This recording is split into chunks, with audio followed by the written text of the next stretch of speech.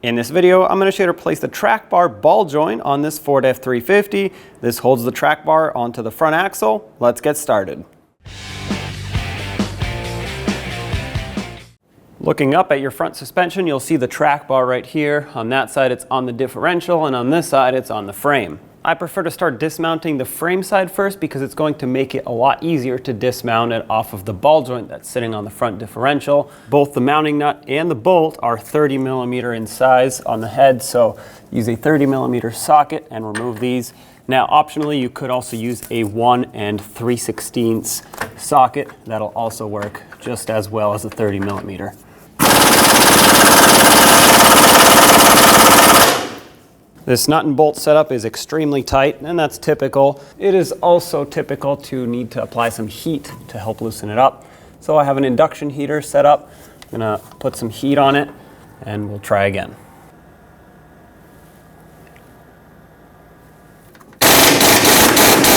It is now necessary to hold the bolt since it's spinning, but at least that broke free. Remove this bolt and use a pry bar and pry this track bar down.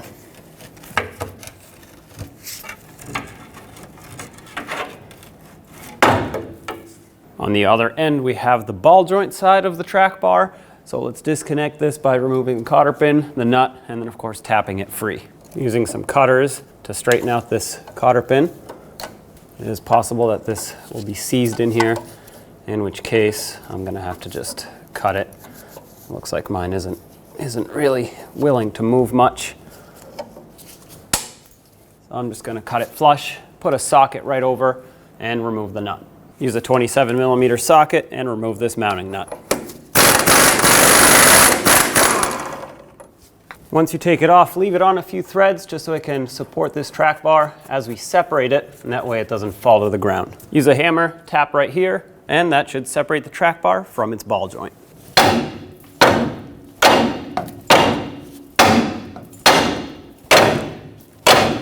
Typically that does the trick. However, this one is fairly stuck, so I'm going to use an air chisel and just chisel in the same area, or hammer, I should say, in the same area till this breaks free.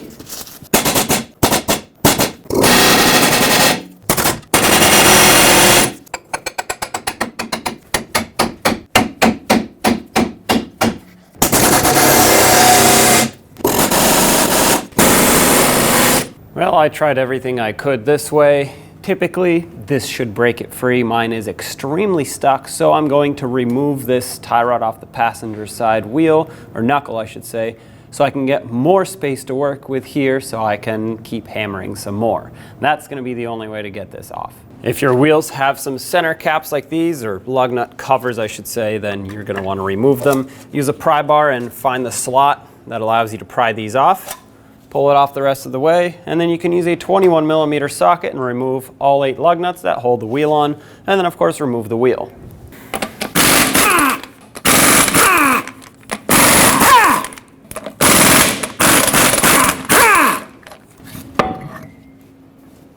Let's remove the cotter pin that locks this mounting nut in. Hopefully yours isn't seized in there. A lot of times that happens. I'm going to use some cutters and pull it through. Use a 21mm socket and remove this mounting nut. That little washer wasn't really supposed to come off, but that's okay. I'm gonna put this right back on, and now hammer right here, and that should break this tie rod free from the stud that actually goes up through to this upper tie rod.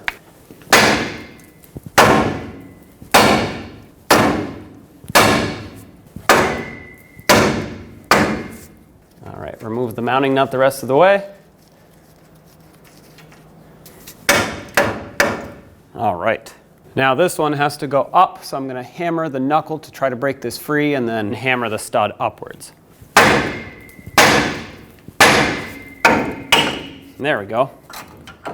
Now with this out of our way, we should have a lot more access here. Unfortunately, the pneumatic pickle fork is stuck in here, so I'm gonna have to use a hammer and get all of this apart, including, of course, my tool.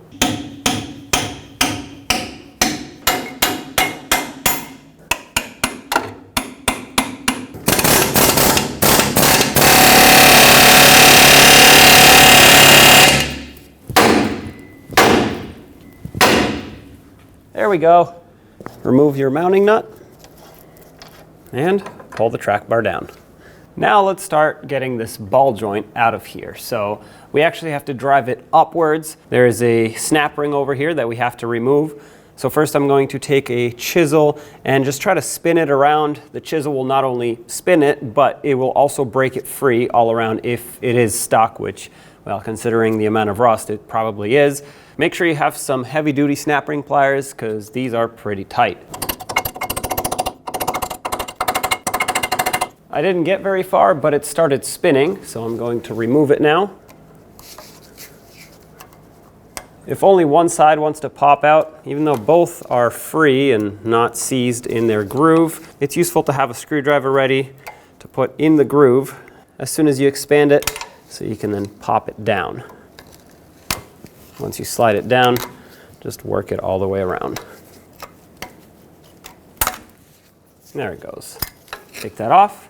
And now we have to get a ball joint press with a cup that fits up here as a receiving cup and an adapter down here to press straight up and out. Next, let's remove the boot off of the ball joint so we can have an easier time pressing it. And I'm gonna take a screwdriver and a hammer and just tap it in right where the boot meets the ball joint.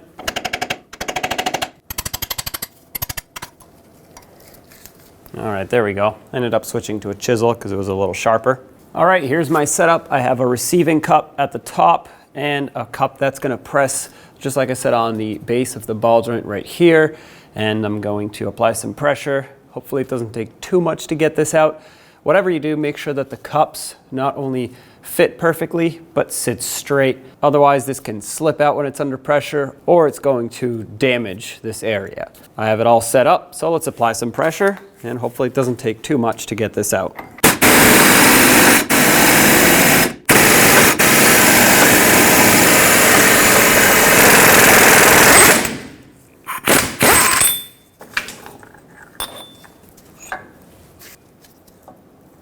There it is. I'm going to use a wire wheel on a drill to clean the mounting area.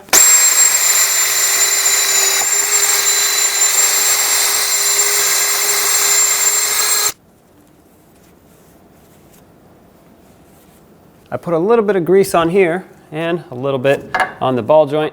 Take that and start it in. I have a cup that's going to press on the outer lip of the top, never press on the center. And the cup that we used on the top, the receiving cup, we're just gonna flip it over and use it on the bottom so it can receive the ball joint since this is all the same size. I have everything set up. Let's start pressing it down. Make sure everything is going nice and even. I know right now the ball joint is just a little bit tilted forward. If that continues pressing like that, I'm going to stop, hammer it back straight, and then keep pressing down. But usually it corrects itself.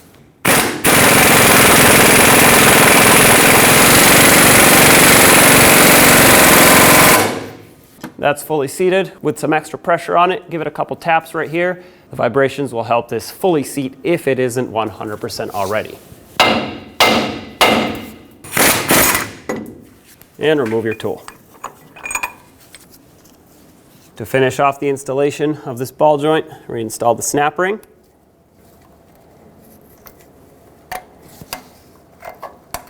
Make sure it's seated in its groove. That looks perfect. Take the track bar and put it right back up on the ball joint. Make sure you put it on the right way because it is tapered, so you want to make sure that it's actually going to seat. And put on the mounting nut just to secure this. The torque for this mounting nut is 184 foot-pounds. This being a castle nut, we have to ensure that the slot lines up. Mine actually just about does, so I have to keep going a little bit to line it up. Now, no matter where this is located, you never want to loosen to line it up. Always move on and tighten to the next slot over. That's lined up, so stick the cotter pin through, and of course bend it over to lock it in.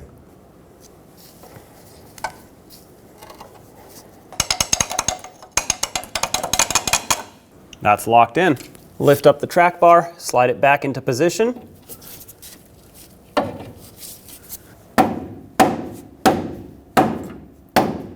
Start your bolt in, tap it through with a hammer.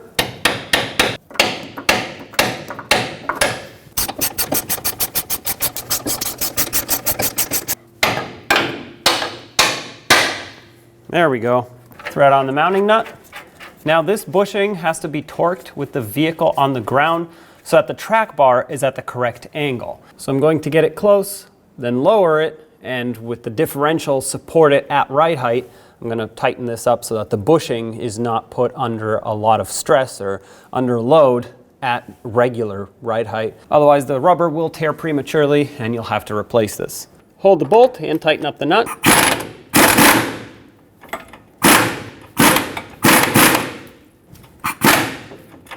There we go. I'm going to make sure that it still moves, but it is snug.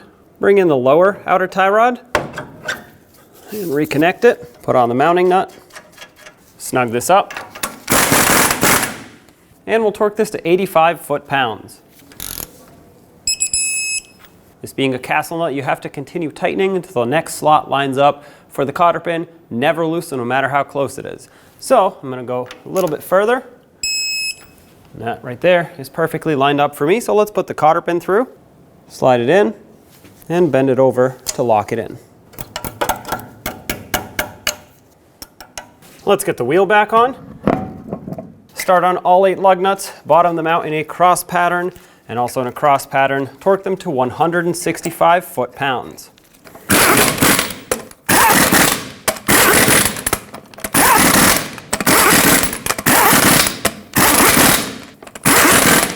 $165 in a cross pattern, here we go.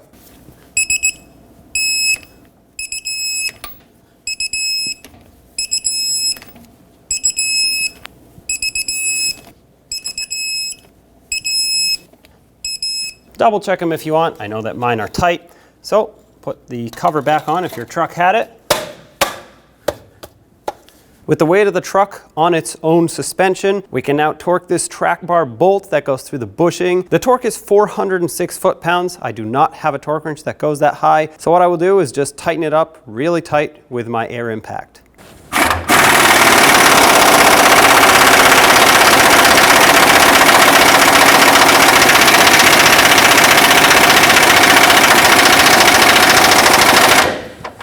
All right, that's tight.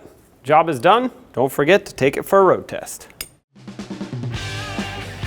When only the best will do, demand TRQ. The only company that lets you view before you do. TRQ is committed to offering the highest quality aftermarket auto parts that are engineered for peace of mind. Thanks for using and viewing with TRQ.